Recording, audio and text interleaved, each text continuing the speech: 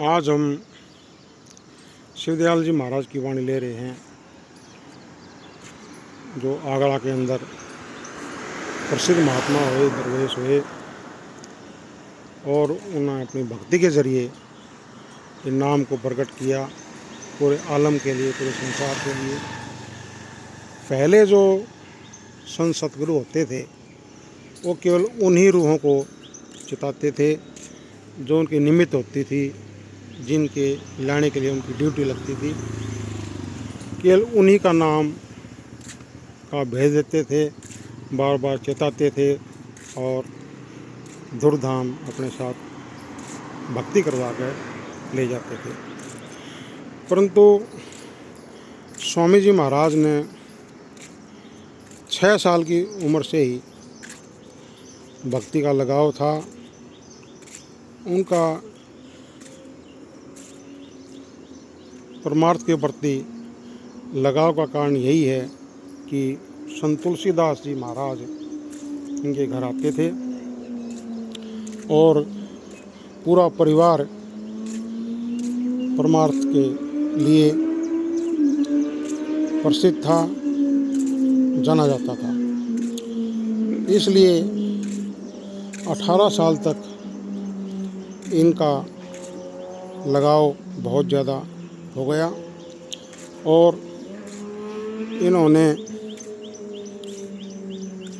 एक कोठड़ी में बैठ के लगातार सुर शब्द की कमाई करी और पूरे संसार के लिए उस शब्द को प्रकट किया, उसका भेद उजागर किया कि कैसे हमारी सूरत नीचे आई। शब्द शब्द के ज़रिए मंडल दर मंडल पार करते हुए उसको व्याख्या की उसकी। ये हमारी आत्मा दरअसल यहाँ पर अनुभव लेने के लिए भेजी गई। इसका ना तो ये असल घर है, ना असल मुकाम है। यहाँ पर इसको ताकि अच्छे बुरे की पहचान उसके, अपने पराये की पहचान उसके, यहाँ पर भेजा गया। काल ने बहुत भारी तपस्या करी एक पैर पर खड़ा होके और ये रूहों का भंडार लिया ताकि अपना साम्राज्य कायम कर सके। परंतु यहाँ पता चला कि कर्मों का अटल कानून है। हम जो जो कर्म करते हैं उनका नतीजा भुगतने के लिए हमको दोबारा जन्म लेना पड़ता है। आज तक ये जीवात्मा यहाँ से निकल नहीं पाई और कर्मों के बंधन में फंसी रही। वो अपनी वाणी के ज़रिए फरमा रहे हैं, जाग चल सूरत सोई बहुत, काहे की पूंजी अपनी खोत। ए सूरत, दरअसल सूरत तो हमेशा जागृत रहती है, परंतु यहाँ विचरने के लिए इसने मन का साथ ले लिया और ये मन को ही जागना है। मन यहाँ पर लज्जतों का आशिक है, रंग तमाशे का शौकीन है और इसने अपने आप को यहाँ पर इतना व्यस्त कर लिया। दरअसल आत्मा हमारी है जो उसको भुला दिया और ये आज तक जन्मों जन्मों से भटक रही है आत्मा हमारी। तो इसलिए उपदेश कर रहे हैं, जाग सूरत ए मन, तो अपने असल को पहचान। ये मन भी हमारा त्रिकुटी का रहने वाला है, इसका भी ये असल मुकाम नहीं है, असल देश नहीं है। परंतु ये इंद्रियों का गुलाम हो गया और जो भी इंद्री चाहती है अपने घाट पर ले जा करके से कर्म करवाती है, तो अति मेला हो चुका है ये। इंद्रन के बस मन रहे, मन के बस रहे बुद्ध, कहो ध्यान कैसे लगे ऐसा जहाँ विरुद्ध। जहाँ ऐसी स्थिति हो तो उस मालिक के प्रति हमारा जुड़ाव कैसे हो, कैसे हम उससे दोबारा अपने घर पर जा सके हैं। तो यही कह रहे हैं, सोता मन कैसे जागे भाई, अस उपाय में करूँ बखान। ये हमारा मन अपने घर से भूला हुआ है, इसको जगाना है। हम ऐसा क्या उपाय करें कि ये अपने घर की तरफ जाग जाए और दुनिया की तरफ सो जाए, ये उपदेश कर रहे हैं।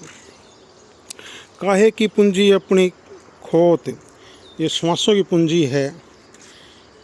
इससे हमने उस नाम की कमाई करनी थी, शब्द की कमाई करनी थी, जो जर्रे जर्रे में व्यापक है, जो परमात्मा की सृजनात्मक शक्ति है, उसको हमने जाहिर करना था, अपने अंदर प्रकट करना था।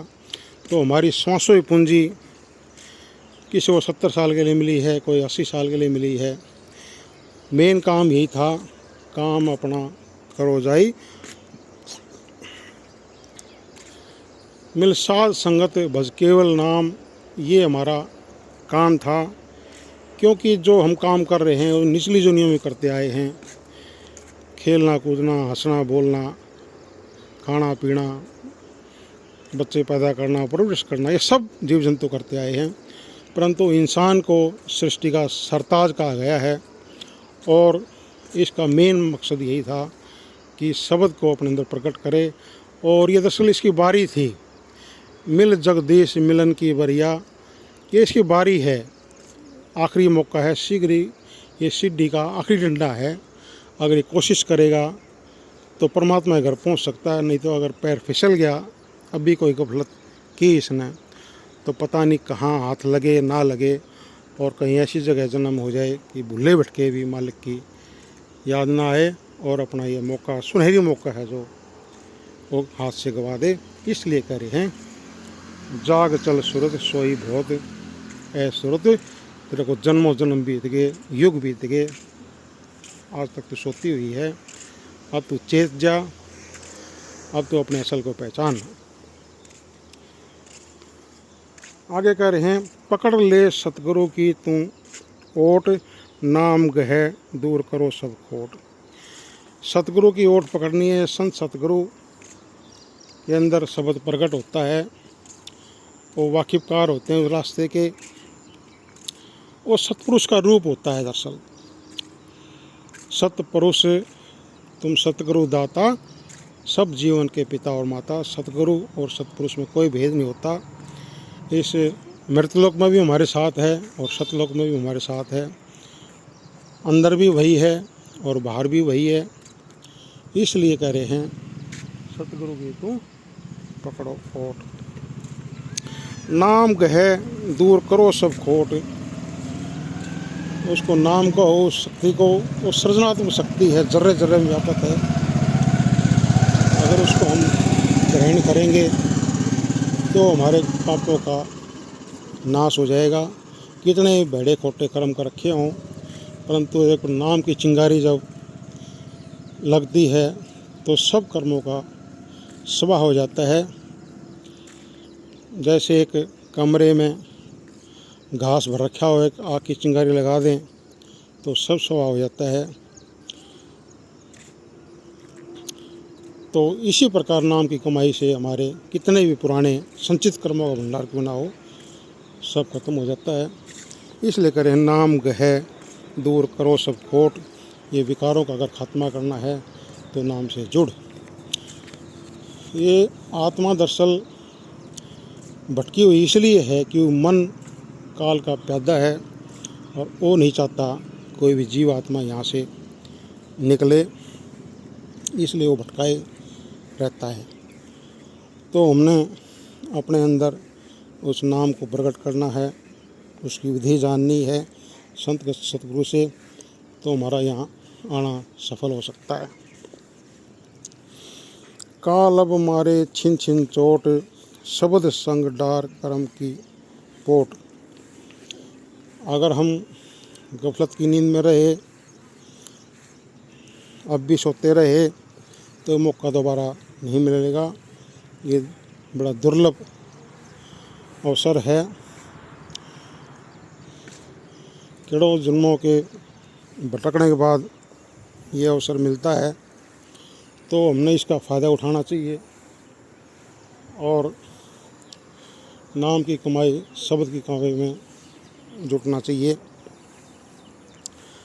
नर तन दुर्लभ तुमने पाया, कोट जन्म जब भटका खाया।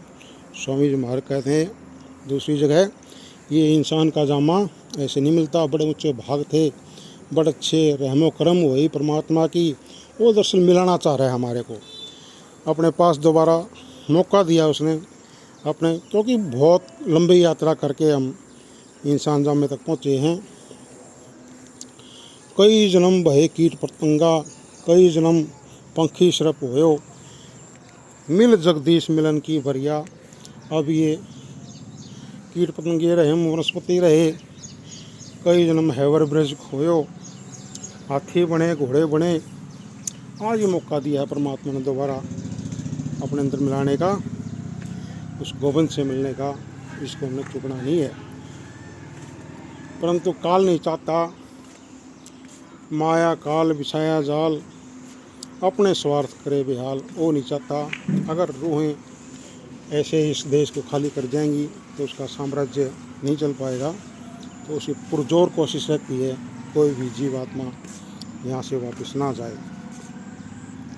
शब्द संग डार कर्म की पोट, अगर हम शब्द से जुड़ जाएंगे, उस शक्ति से जुड़ जाएंगे, तो हमारे से कोई भी ऐसा कर्म नहीं होगा कि जो बंधन का कारण बने और यहाँ दोबारा जन्म लेना पड़े। क्योंकि